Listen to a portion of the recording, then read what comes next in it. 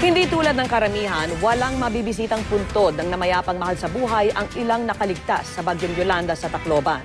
Paano nga kaya nila alalahanin ang mga biktima na kailanman ay hindi na nila nakita at ni hindi makumpirmang patay na? Saksi si Victoria Tulad.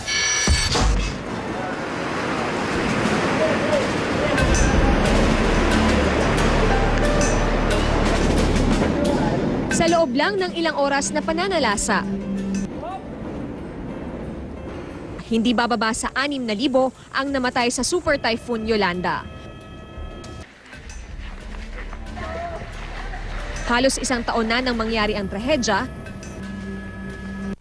pero hanggang ngayon, may mga tulad pa rin ni Eric. Pinaniniwala ang naulila ng kabiyak, pero walang naipagluksang labi maliban sa nasagip nitong larawan. Walang dadalawin ngayong palapit na undas. Hindi rin natagpuan ang dalawa niyang anak, mga magulang at pamangkin. Oo, ikot ako. Wala talaga. Wala raw pong nakakita? May nakakita, hindi mo sinabi. Wala na.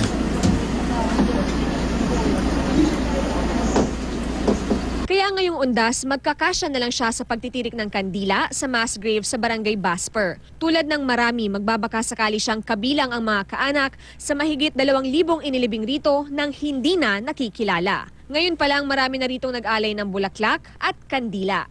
Hinati itong buong mass grave sa 157 lote. Ayon sa City Assessor's Office, bawat lote ay may sukat na 4 meters by 8 meters. Ang kanilang palatandaan ay mga piraso ng kahoy. Dito halimbawa nagsisimula yung 4 meters. Mula sa kahoy na yan hanggang sa puntong ito at yung 8 meters naman ay mula sa kahoy na ito hanggang dito sa may kabilang dulo. Hanggang dito. Dahil sa rami ng namatay dahil sa Bagyong Yolanda, ayon sa otoridad, 20 bangkay ang nagkakasya sa bawat lote dito sa mass grave. Magkakatabi? Oo, magkatatabi. Bale, nakasalansan lang ng isa-isa. Hindi naman nag-aabot yung katawan. Oo. So maayos pa rin? Oo, magandang pagkalagay namin. Halos isang taon man ang lumipas, may nakahanda pa ring database o listahan ang mga NBI ng pagkakakilanlan ng mga nakalibing sa mass grave.